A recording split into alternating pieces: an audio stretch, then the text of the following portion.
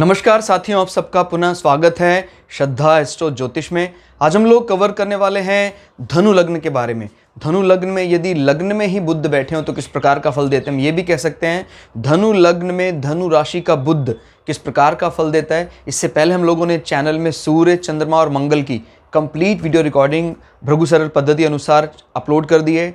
कोई भी व्यक्ति भृगु सरल पद्धति को आधार बनाकर ज्योतिष को सीखना चाहता है वो हमारे चैनल को सब्सक्राइब कर सकता है। हम जल्दी ही सूर्य से लेकर राहु केतु तक 9 के 9 ग्रहों का 12 अलग अलग लग्न की 12 अलग अलग राशियों में फल को अपलोड करने वाले हैं। मेरा नाम है सनत कुमार वाजपेयी। 15 सालों का अनुभव है मुझे साइंस एस्ट्रोलॉजी में। हमारे बारे में और अधिक जानकारी के लिए सिंपली गूगल करें, सनत वाजपेयी लिखें, आपको हमारे बारे में कंप्लीट इन्फॉर्मेशन मिल जाएगी। तो आइए शुरुआत करते हैं आज की वीडियो का। धनु लग्न, इसका एक नेचर है, एक स्ट्रक्चर है, इसको क्या लाइक है, डिसलाइक है, उसको समझने के लिए हमारी लग्न की वीडियो सेक्शन के लिए आप प्लेलिस्ट में जाएं। वहाँ आपको लग्नों की अलग अलग 12 लग्नों की वीडियो मिल जाएंगी। धनु लग्न के बेसिक स्ट्रक्चर को समझने के बाद आपको समझ में आ जाएगा इस लग्न की क्या इंपॉर्टेंस है, इस लग्न में कौन से प्लैनेट यूज़फुल हो सकते हैं।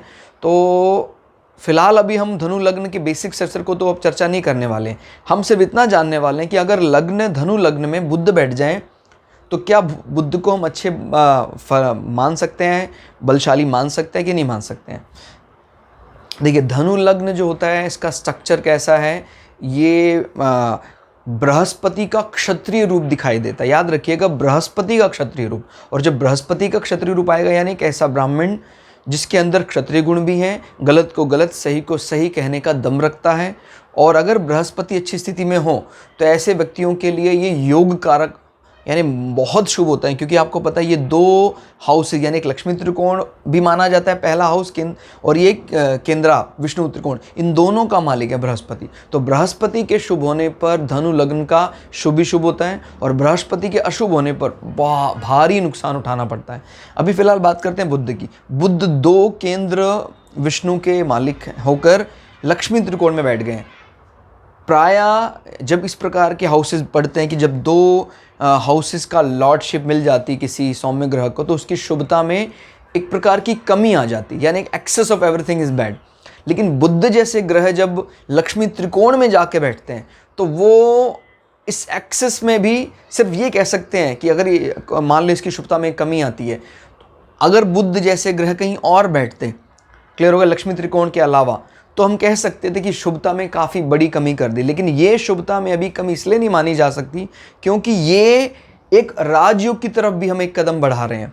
क्योंकि एक विष्णु त्रिकोण का स्वामी अगर लक्ष्मी त्रिकोण में चला जाता है, क्लियर हो गया, या विष्णु हाउसेस का जो स्वामी है वो लक्ष्मी त्रिकोण में चला जाता है तो वो एक राजयोग की तरफ एक कदम है। यानी अगर बृहस्पति इसके हाउस में बैठ जाते हैं तो परिवर्तन राजयोग बन जाता है, जो बहुत पावरफुल राजयोग होगा। बुध यहाँ पर 2 चीज़ें लेकर चलते हैं। याद रखिएगा, ये दोष तभी ज़्यादा माना जाएगा जब ये लक्ष्मी त्रिकोण और केंद्रों के अलावा कहीं और बैठ जाते हैं। तो अदरवाइज इसकी शुभता अगर वो स्पेशली लक्ष्मी त्रिकोण में बैठ जाते हैं तो बढ़ जाती है। क्लियर हो गया। अब हम कई लोग विरोधाभास कहते हैं कि सर बृहस्पति और बुध में तो तनातनी, यानी बृहस्पति बुध को शत्रु मानते हैं। उसका भी एक ध्यान रखिएगा, बुध हमें कारकत्व भी समझने पड़ेंगे।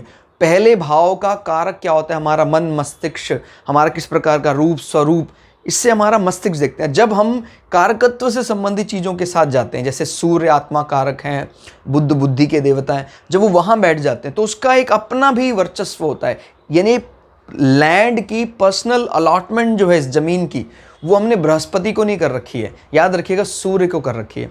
और सूर्य के साथ बुध की बहुत अच्छी मैत्री है जो बुध आदित्य योग को बनाती है। तो बुध का यहाँ बैठना एक प्रकार का इनडायरेक्ट सपोर्ट ही देता है बृहस्पति के भी हाउस में। याद रखिएगा, बृहस्पति इस हाउस में इनका ज़्यादा बुरा नहीं कर सकते हैं, अपमान नहीं कर सकते हैं। जैसे बृहस्पति के हाउस में कहीं और बैठ जाते हैं जहाँ बुध की कोई कारकत्व या उसके फ्रेंड की कोई कारकत्व नहीं समझती, या शरीर के उस अंग में बुध का कोई विशेष कार्य झलकता नहीं है, तो बुध कमज़ोर हो जाते हैं। लेकिन इस हाउस में बुध अपनी शक्ति से बैठते हैं और जब बुध यहाँ शक्ति से बैठते हैं तो जो व्यक्ति होगा बड़ा बुद्धिमान होगा, क्लियर होगा। बृहस्पति के साथ साथ बुध यानी ज्ञान और बुद्धि का मिलन दिखाई देता है, क्लियर हो गया। और बुध के यहाँ से बैठकर, या एक तो यहाँ का स्वामी यहाँ बैठा और दूसरा दृष्टि मार रहा है, तो ये दो चीज़ याद रखिए। कई बार क्या होता है, स्वामी बैठा दृष्टि नहीं मार रहा है, तो इस चीज़ों को ये यहाँ ट्रांसफ़र कर रहा है। मतलब आप अपने जो पार्टनर है उसको सेलेक्ट करने के लिए स्वयं जिम्मेदारी, उसको चूज़ करने के लिए स्वयं आप उत्तरदायी। एक तो होता है हमारे जीवन में पार्टनर आए किसी और के कारण, क्योंकि दो तरफ इशारा कर रहा है। ये आपके वर्किंग प्रोफाइल के साथ भी आपके पार्टनर के संबंध को बता रहा है। हो सकता है कि आप अपने वर्किंग फील्ड में ही कहीं जहाँ भी आप रहे, कार्य किया आपने, वहाँ से आपने अपने पार्टनर को सेलेक्ट किया, यानी आप स्वयं उत्तरदायी हैं। और पार्टनर पर नज़र डालना ये बताता है कि आपके उनके साथ आप अपने आप को ज़्यादा बुद्धिमान समझते हैं। और ना सिर्फ बुद्धिमान, बुध आपको पता है बड़े हंसमुख प्लैनेट माने जाते हैं, शरीर सुडौल माना जाता है, तो ऐसे व्यक्तियों का शरीर भी सुडौल होता है और व्यवहार में भी बड़े कुशल होते हैं। ऐसे लोग बुद्धिमान हैं, बुध बड़ा व्यवहार कुशल माना जाता है। शरीर में भी रंग की बात करें तो इनका जैसे सफ़ेद घास जो होती है उस प्रकार का रंग होता है, तो इनका रंग भी साफ होना चाहिए पूरा, बशर्ते राहु केतु जैसे प्लैनेट की छाया या वो उपस्थित ना हो यहाँ पर। तो रंग गोरा होगा, इसमें कोई दो राय नहीं है। दूब के समान, सफ़ेद दूब के समान कलर होगा इसमें इनका। और दशम भाव का स्वामी भी जब लग्न में ही बैठा होता है, यानी आप अपने जॉब स्टेटस को बनाने के लिए किसी और के मदद लेने की कोई आवश्यकता नहीं है।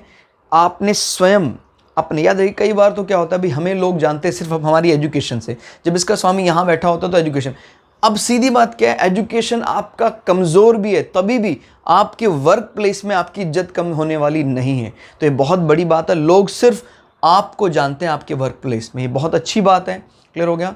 तो कुल मिला के हमने दृष्टि की बात करने की, सप्तम दृष्टि कैसी होगी, पार्टनर को भी बुद्धिमान बना रही है, आप स्वयं पार्टनर के लिए जिम्मेदार हैं, और कौन कौन से हाउसेज ये लॉर्ड कर रहा है ये बात करने हैं।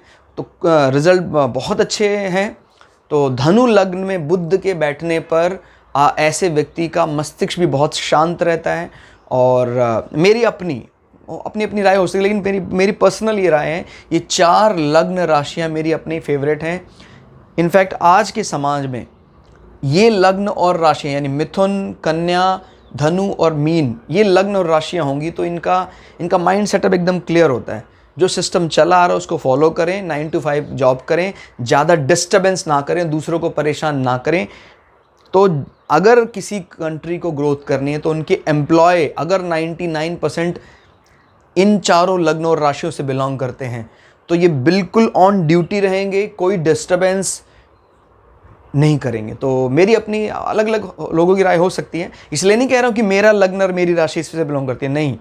लेकिन मैंने जब स्टडी करा तब ये पाया कि आजकल के समाज में सभी लोग अपने विचार रख रहे हैं, करना कुछ नहीं चाहते, विचार रखते हैं सिस्टम को चेंज कर लो, ये कर दो। लेकिन ये जो व्यक्तित्व हैं, ये व्यक्तित्व काम करने पर विश्वास करते हैं। नियर टू सन और ज्ञान के देवता बृहस्पति, जब इन 2 प्लैनेट यानी नियर टू सन यानी कौन, मरकरी और गुरु जैसे इन लग्न और राशि आते हैं तो व्यक्ति वाकई ही बहुत समझदार और विवाद से बचने वाला होता है।